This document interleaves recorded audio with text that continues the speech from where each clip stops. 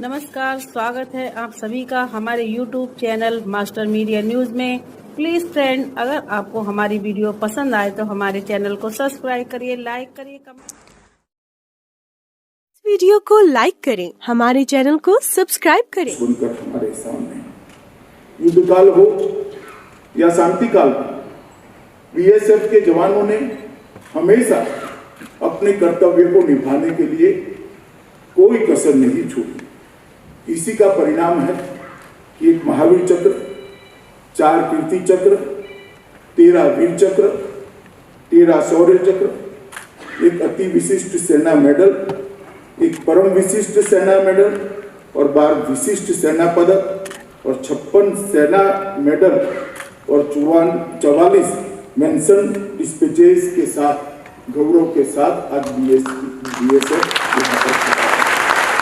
और मैं मानता हूं कि पदक केवल एक्नॉलेजमेंट होता है, परंतु वीरता और बलिदान का जज्बा जो आपके अंदर देशभक्ति और देश की सुरक्षा के प्रति आपका कर्तव्य का जो भाव है वहीं से जुड़ा है। मगर कई बार जब कोई जवान सीमा पर लड़ते लड़ते अपने प्राणों का बलिदान देता है और उसको पदक देने का, उसके परिवार को पदक देने का मौका आता है, तो गौरव सेना के, हमारी बीएसएफ के सेना के जवानों के परिवार का नहीं होता, पदक देने वालों का होता है कि जिनको ये मौका मिला कि एक शहीद के परिवार को शहीद के लिए पदक देने का मौका मिला। मित्रों, बहुत लंबे समय से, देश की स्थापना से ही हम ऐसी विकट परिस्थिति में रहे कि लगभग 7,516 किलोमीटर की तटीय सीमा और 15,000 किलोमीटर से लंबी भूमि सीमा से हमारे देश को आगे बढ़ना पड़ा। उसी वक्त जरूरत थी कि सीमा सुरक्षा के लिए बहुत शुरुआत से ध्यान देकर इसकी संरचना की जाए।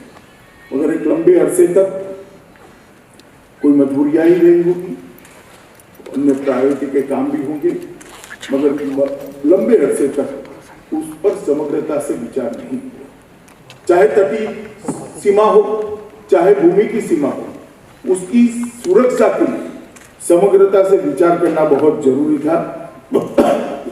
परंतु जब देश में अटल बिहारी वाजपेयी की सरकार बनी, तब इसको गति देने का काम हुआ। आगे पर भी जब देश में समय समय पर जरूरत महसूस की, ये सारे बल की स्थापना होती रही, इनको सुरक्षा मुहैया, उनको संसाधन मुहैया कराए और आगे बढ़ाने का काम हुआ। परंतु अटल जी की सरकार में पहली बार वन बॉर्डर वन फोर्स की सिद्धांत को एक्सेप्ट किया और इसका एक स्ट्रक्चर्ड खाका शुरू हुआ।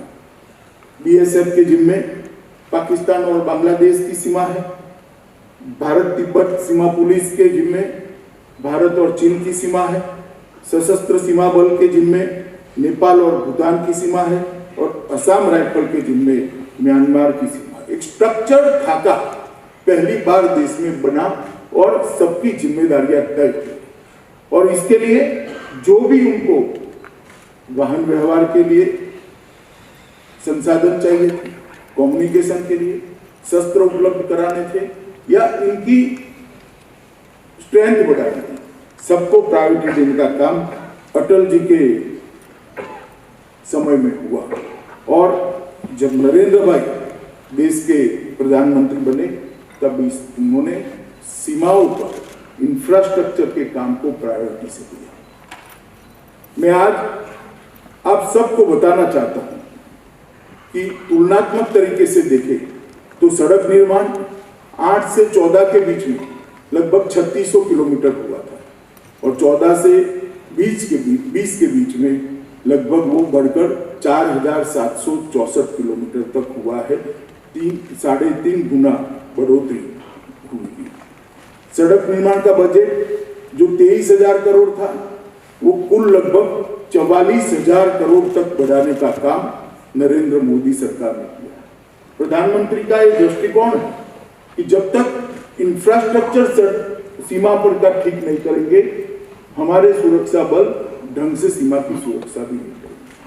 जब तक इंफ्रास्ट्रक्चर ठीक नहीं करेंगे वहां से पलायन होती रहेगी और वहां पर अगर आबादी नहीं है तो सीमा की सुरक्षा करना बहुत कठिन हो जाएगा। जहां तक पुल निर्माण का सवाल है, 8 से 14 के समय में 7,270 मीटर लंबाई के पुल बने थे, जो 14 से 20 के बीच में 14,450 मीटर लंबे बने, लगभग 2 गुना पुल बने। सुरंग 1 बनी थी। कच्छ की सीमा पर सटे हुए सारे गांवों के सरपंच, तहसील पंचायत के सदस्य, जिला पंचायत के सदस्यों को बुलाया गया, पंचों को बुलाया गया और उनके साथ उनके विकास के प्रश्नों को समझकर मेरे साथ ग्रामीण विकास मंत्री भी आए और वहां पर प्रायोरिटी उनको देकर फिर कलेक्टर और गुजरात सरकार के चीफ सेक्रेटरी के नेतृत्व में सभी अधिकारियों को चीफ मिनिस्टर भी उपस्थित, उसकी प्रायोरिटी सेट कराकर सीमा विकास उत्सव की शुरुआत करी, जिससे मुझे लगता है कि बहुत बड़ा गांव के विकास में फर्क पड़ेगा और गांवों से पलायन होगा। और ये अपनी सीमाओं की सुरक्षा के लिए बहुत महत्वपूर्ण कदम है।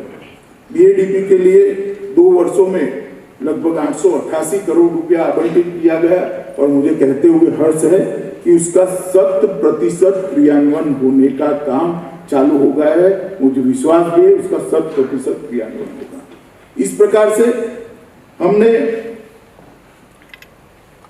सीमाओं के क्षेत्र को मजबूत इंफ्रास्ट्रक्चर, गांवों को विकसित करना, गांव में लोग रह पाए, आधारभूत संरचना के साथ साथ उनको बेसिक सर्विस मिल पाए, इस प्रकार का वातावरण प्रोवाइड करना और सभी पैरामिलिट्री फोर्सेस को एक अच्छा माहौल, उनकी रिक्वायरमेंट को समझना, उनको सशक्त करना और उनकी रिक्त पदों की भर्ती जल्दी करना। एक सुनियोजित प्लान के साथ हम आगे बढ़े हैं और मुझे लगता है कि इससे हमारे जवानों का हौसला जरूर बढ़ा है। मित्रों, ढेर सारे सीमा सुरक्षा बल के और पैरामिलिट्री फोर्सेस के कर्तव्य के लिए, उनकी जो फर्ज है उसके लिए ढेर सारे विद्वान अलग अलग मत व्यक्त करते हैं, अलग अलग प्रकार के मत होते हैं, मगर मेरे हिसाब से एक सीधा सरल वाक्य में उसको उनके काम को व्याख्यायित करना है तो मैं इतना ही कहता हूं, सीमा सुरक्षा का मतलब है राष्ट्रीय सुरक्षा। इसके परे किसी को सोचने की जरूरत नहीं है। सीमा सुरक्षा ही राष्ट्रीय, और जिस देश की सीमाएं सुरक्षित नहीं होती है वो राष्ट्र कभी सुरक्षित नहीं रह सकता।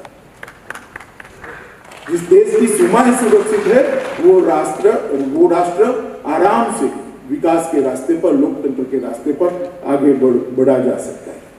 मित्रों, घुसपैठ, मानव तस्करी, गौ तस्करी, हथियारों की तस्करी, ड्रोन, ये सारी हमारे सामने चैलेंज है।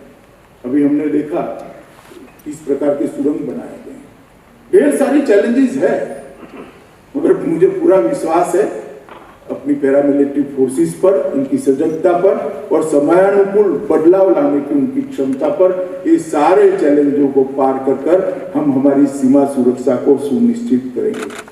हर चीज का जवाब है।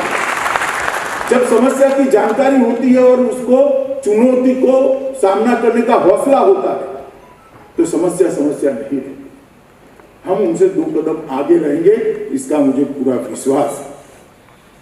मित्रों, बलों की नजर से बचने के लिए सुरंग बनाने का जो काम शुरू हुआ था, अस्ताना यहाँ बैठे हैं, बीएसएफ ने बहुत अच्छे तरीके से सुरंगें ढूंढकर उसका फॉरेंसिक साइंस की दृष्टि से एनालिसिस कराकर कितने समय के पहले बनी थी, कितने लोग घुसे होंगे, ये सारी चीजों का एक वैज्ञानिक एनालिसिस कर एक बहुत अच्छे तरीके से उसका पूरा पर्दाफाश किया है और आगे न बढ़ पाए इसके लिए भी हम बहुत आगे बढ़े हैं।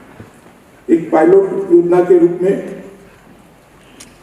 CIBMS की जो शुरुआत की है, जो बॉर्डर पर बेहतर निगरानी रखने में बहुत सक्षम है और तारबंदी जो हमारी बॉर्डर फेंसिंग हुई है उस पर ढेर सारे परिवर्तन भी करें, उसका एक नया मॉडल भी बन रहा है, जिसको काटना या जिसको तोड़ना बहुत दिक्कत होगी और ढेर सारी चर्चा करने के बाद अब इसको स्वीकृत भी किया गया है।